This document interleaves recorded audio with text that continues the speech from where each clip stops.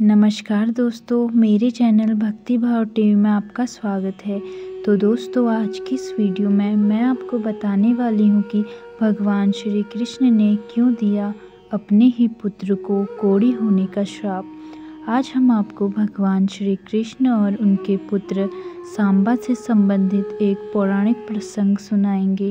इस कथा का संबंध पाकिस्तान के मुल्तान शहर में स्थित सूर्य मंदिर से भी जुड़ा है। भविष्य पुराण, स्कंद पुराण और वराह पुराण में इस बात का उल्लेख है कि श्री कृष्ण ने स्वयं अपने पुत्र सांबा को कोढ़ी होने का श्राप दिया था। इस श्राप से मुक्ति पाने के लिए सांबा ने सूर्य मंदिर का निर्माण करवाया था, जो कि पाकिस्तान के मुल्तान शहर में स्थित है। इस सूर्य मंदिर को आदित्य मंदिर के नाम से भी जाना जाता था, लेकिन श्री कृष्ण ने ऐसा क्यों किया, आइए जानते हैं इसके पीछे की कहानी। भगवान श्री कृष्ण की 8 रानियां थीं, जिनमें से एक निषाद राज जामवंत की पुत्री जामवंती थी। जामवंत उन गिने चुने पौराणिक पात्रों में से एक हैं जो रामायण और महाभारत दोनों काल में उपस्थित थे। ग्रंथों के अनुसार बहुमूल्य मणि हासिल करने के लिए भगवान श्री कृष्ण और जामवंत में 28 दिनों तक युद्ध चला था। युद्ध के दौरान जब जामवंत ने कृष्ण के स्वरूप को पहचान लिया, तब उन्होंने मणि समेत अपनी पुत्री जामवंती का हाथ भी उन्हें सौंप दिया। कृष्ण और जामवंती के पुत्र का नाम ही सांबा था। देखने में वह इतना आकर्षक था कि कृष्ण की कई छोटी रानियां उसके प्रति आकर्षित रहती थीं। एक दिन कृष्ण की एक रानी ने सांबा की पत्नी का रूप धारण कर सांबा को आलिंगन में भर लिया। उसी समय कृष्ण ने ऐसा करते हुए देख लिया। क्रोधित होते हुए कृष्ण ने अपने ही पुत्र को कोढ़ी हो जाने और मृत्यु के पश्चात डाकुओं द्वारा उसकी पत्नियों को अपहरण कर ले जाने का श्राप दिया। पुराण में वर्णित है कि महर्षि कटक ने सांबा को इस कोढ़ से मुक्ति पाने हेतु सूर्य देव की आराधना करने के लिए कहा। तब सांबा ने चंद्रभागा नदी के किनारे मित्रवन में सूर्य देव का मंदिर बनवाया और 12 वर्षों तक उन्होंने सूर्य देव की कड़ी तपस्या की। उसी दिन के बाद से आज तक चंद्रभागा नदी को कोढ़ ठीक करने वाली नदी के रूप में ख्याति मिली है। मान्यता है कि इस नदी में स्नान करने वाले व्यक्ति का कोढ़ जल्दी ठीक हो जाता है। मंदिर का इतिहास। चीन के रहने वाले प्रसिद्ध बौद्ध भिक्षु सुयांग जेंग, जो भारत में बौद्ध धर्म ग्रंथ पढ़ने आए थे, उन्होंने भारत के अलग अलग राज्यों का विचरण कर वहाँ के इतिहास को जानने का प्रयास किया।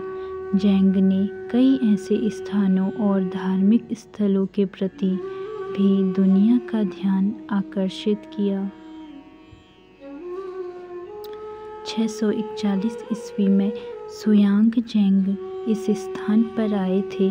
उनका कहना था कि मंदिर में स्थित सूर्यदेव की मूर्ति सोने की बनी हुई थी, जिनकी आँखों की जगह पर बहुमूल्य रूबी पत्थर लगाया गया था।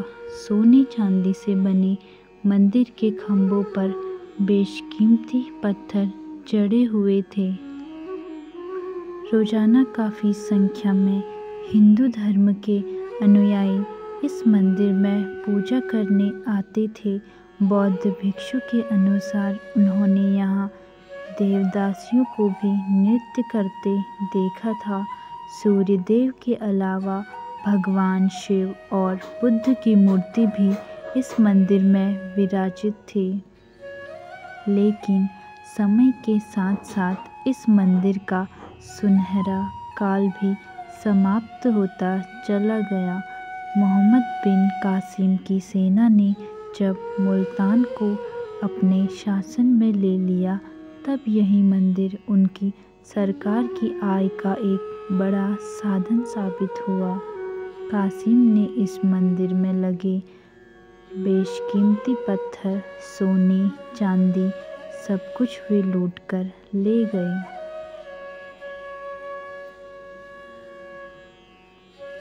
मोहम्मद बिन कासिम ने इस मंदिर के साथ एक मस्जिद का निर्माण करवाया, जो आज के दौर में मुल्तान का सबसे भीड़-भाड़ वाला इलाका है। इसके बाद कोई हिंदू राजा मुल्तान पर आक्रमण न कर पाए। इसके सूर्य मंदिर को एक हथियार के तौर पर इस्तेमाल किया गया।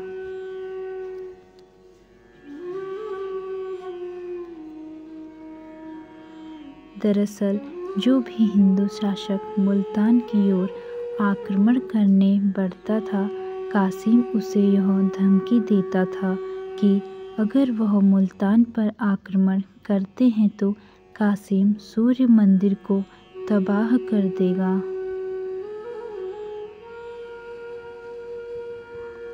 दसवीं शताब्दी में जब अल-बरूनी मुल्तान ने दौरे पर गए थे, तब उन्होंने इस मंदिर का पूरा ब्यौरा दिया।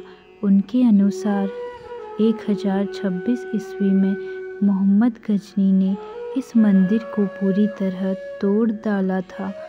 बरूनी के अनुसार 11वीं शताब्दी में कोई भी हिंदू अनुयायी इस मंदिर के दर्शन करने नहीं आ सका, क्योंकि तब तक गजनी इसे पूरी तरह तबाह कर चुका था और दोबारा कभी इस मंदिर को बनाने का प्रयास तक नहीं किया गया।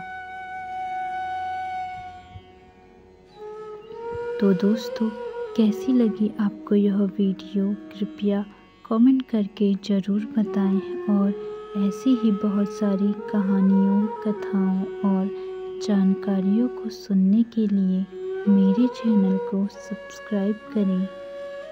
धन्यवाद।